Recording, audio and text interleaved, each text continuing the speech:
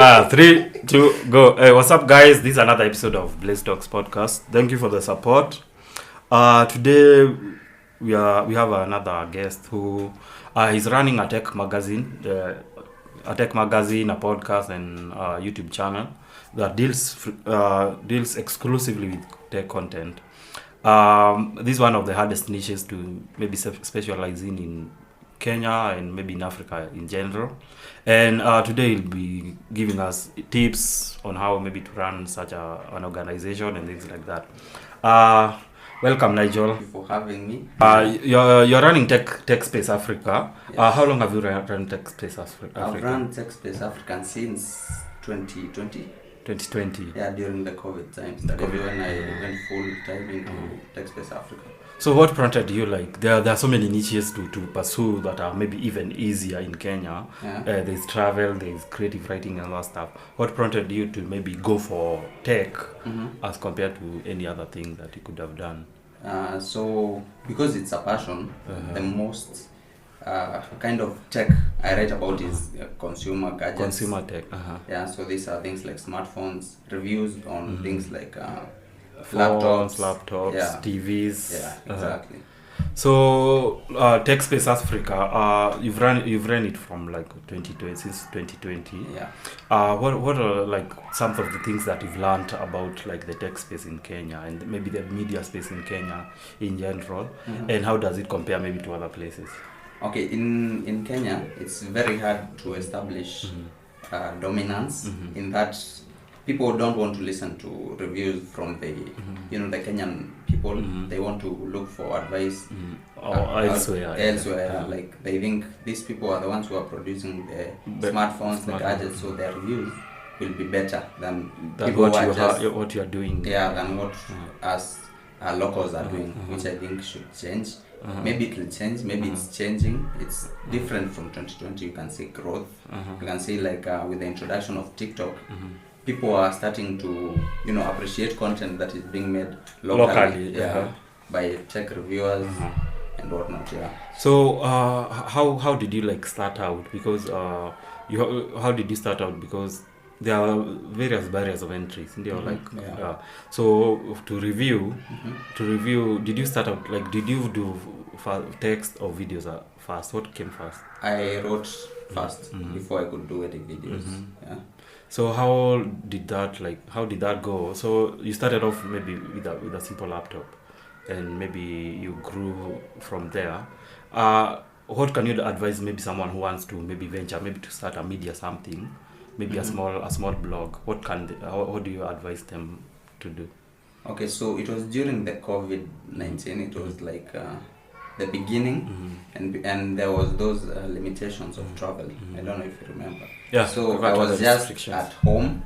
I remember, and I used to write for another blog, which was like a business. So and then we were laid off. So I decided I'm going to write for myself.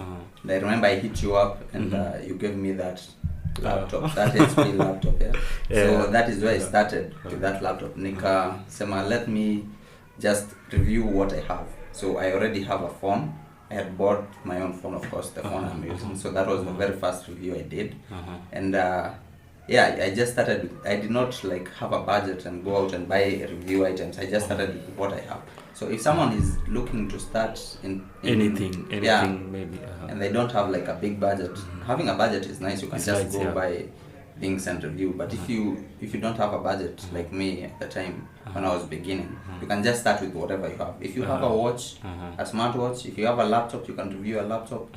If you have even books, even I've seen one of like for me the favorite thing about some of the reviews that you do, those that you do about scammers and scamming sites. Yeah, you don't have to have any budget to review things like that.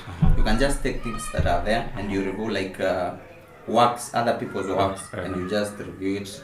And as long as it's in your niche. Yeah, I've also seen maybe you doing Netflix content about streaming. Yes, yeah. So one of the hardest things to do, especially for creatives, is monetizing your craft. So And maybe a blog is one of the hardest things maybe to monetize. Yeah. It's one of the hardest things to monetize. True. So what are some of the steps that one can take to do the monetization? Because for us, especially let's say for us at Blaze Talks podcast, at this time maybe we are just rolling, we are just producing content. We are not doing, there's nothing that the service, there's no income that's being generated and stuff like that. People like us would like to know, how do you monetize a product that you have? Okay, first and foremost, like after you've just like taken your content and you've created the content, and now you have a good content, you establish an audience, because that is what people look for when they want to like pay you for stuff. This is how you generate income. You have to have the content, then you have to have an audience, high quality. Oh, so audience. Content, yeah, high quality content. Yes. Then you have to have an audience. Yeah. That is still high quality. Or high quality audience. Not spam, not. Yeah. So you now with those two, you can approach people like brands. So let's say you started in 2020. Yeah. You've started in 2020. You've published content. A lot of content. Yeah. Yeah. And then maybe you've gained some following. Yeah, I have an audience. Yeah. Yeah, you have an audience. So you'll take these stats. Yes, these are the stats brands want to see. This is if you want to work with brands directly. This is just one mode of monetization. There are a lot. Yeah, there are a lot. So you take your content, then maybe you can start approaching these brands. Yeah, you approach them like many. I used to wake up and I used to write so many emails, a lot of emails. And you cannot give up, and most will not be actually replied to. Yeah. So let me digress kidogo. One of the challenges for even people like us and even anybody, young people, is maybe writing even maybe cover letters and emails and maybe how to package themselves as to sell themselves out there. Because if you are looking for a job, you are not writing a CV for yourself. You're writing maybe a CV for the other person will be looking at it so that they can see what value you can offer. So how do you package yourself ndio uanze kutuma those emails? Because you can't send an email and say, oh, I run this blog, it's called Techspace, can you give me a job? How do you go about it? Like, it's actually pretty simple. I think people overcomplicate it, just like you are, because I used to write like paragraphs on paragraphs explaining when we were founded, the numbers we were getting then and then nothing else, just selling myself. And it's not that hard. Like if you have the content and you have the audience, like those are the two things they are looking for, these brands. So you don't have to oversell yourself. So you just write and you tell them, hi, this is me, this is what I do, this is what I can offer you. And in very because simple, even what you've said, people are too busy to go through the whole shenanigans. So you'll just do maybe one paragraph, and then maybe you attach whatever you want to attach, and then and the link to your work, and maybe a screenshot of like the backend because of the analytics, so that you can prove you have this audience and you have this good content, and they'll reach out to you. And this is when you're starting. Now when you are grown and you are working, yes? Okay, sorry for interrupting. So you've already approached these brands. When did they start approaching you? Because now you've established yourself. So when do they start approaching you? I think when you start working with a few brands, and others will see that what you're doing with other brands, because this is what they do in the, I call it the PR side. That PR side. They look at what you've done competition before. is The doing, competition, not us, just the competition. Like if it's say Samsung, they look at what Oppo is doing, who they are working with, and now if they see you are doing a good job, they will approach you. So this is in order for brands to approach you, you have to be working with at least another brand. That's what like nika tu like job tu lazima you have to be working with someone else so that you can get. So what was one of the first brands that you worked with, and what did you review for them? I think my first ever review was the Oppo Reno 5 or 4. So it was Oppo, and I reached out to them. Also, it was one of the successful pitches that you did. Yeah, it was one of the successful ones. So I reached out to them, sent them my analytics, I sent them works I've done before, and they were like, okay, this is nice.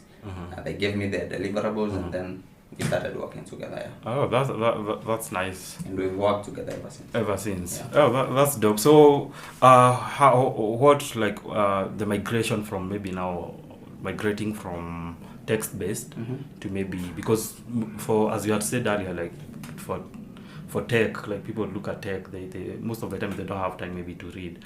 What's the like the process like from migrating from text to maybe doing videos and doing audiovisual?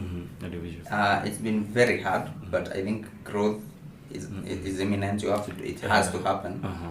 I'm taking it gradually, slowly by slowly, because people still read. Even when I was starting, people were saying, people don't read anymore, but people read. And people read. Yeah, so I'm taking it slowly. I started with TikTok because the growth there is good. Is noticeable. It gives you motivation. Gives you motivation.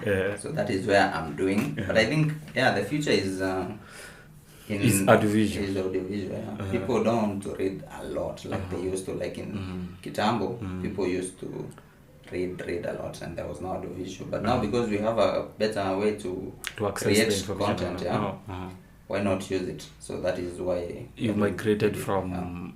And what that like? So we said like what can you like, even like from a brand's point of view, like what are the disparity between how brands treat you like as a content creator here, a tech content creator in Kenya, and how they treat content creators elsewhere, like the disparity. I heard you talk about it on your first episode, the Spotify, not like the podcast episode, like you Kenyan reviewers, you are treated differently as compared to reviewers elsewhere. Yeah, just like the audience will treat you, that level of trust is not there. So you'll find these big brands which are like penetrating into the Kenyan market. They don't want to spend the big bucks on us. They would rather spend them out there, like on Unbox Therapy, and they're still selling to the Kenyan market, but they would rather spend Nauko.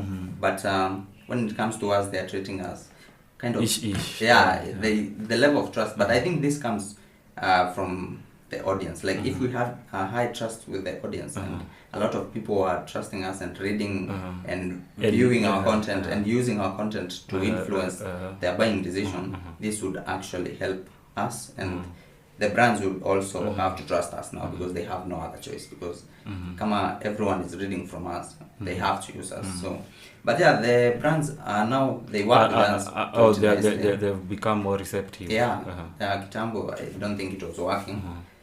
But with pioneers, I think the pioneers walikuwa wameharibu the market. Like when you talk about the pioneers, was there gatekeeping at that point? Yeah, when you start, of course, people will not show you the ropes. They don't want you to like learn, come take their place. They think we've been here. This belongs to us. So they also influence the way brands work with you. Because that's true. Because most of the time, because I realized when I was doing influencing back in the day, brands, most people assume that like brands, let's say Samsung has a Samsung office here, and you'll just go straight to Samsung. No. You'll have to go through so many people before you get there. So there was that some level of gatekeeping. Yeah, it's still there. It still happens. So when you're starting, you have to like be ready to deal with that. And what like can you say like about the gatekeeping? What like can you advise a person who wants to gatekeep? Like what's your word on that? I don't think there's any advice. Why are you gatekeeping? I think the table is big, the bread is big, the cake is so big. We can all share. People can eat from it. You don't have to gatekeep. And when you do this gatekeeping, and you think you are holding this audience for yourself now, because I think they think if I'm the only one creating this kind of content, people are going to be reading my exclusively online only. This is not happening, because even if they are not reading even if they are reading your only Kenyan, there are others out there in the other markets, and they will go out there, because nobody wants to read one review and go directly and buy. They want to compare a couple. So like why not have a couple of local reviewers where you can maybe get you can maybe weigh the advice Yeah, and yeah. then get what you want to get from there. Gatekeeping is Is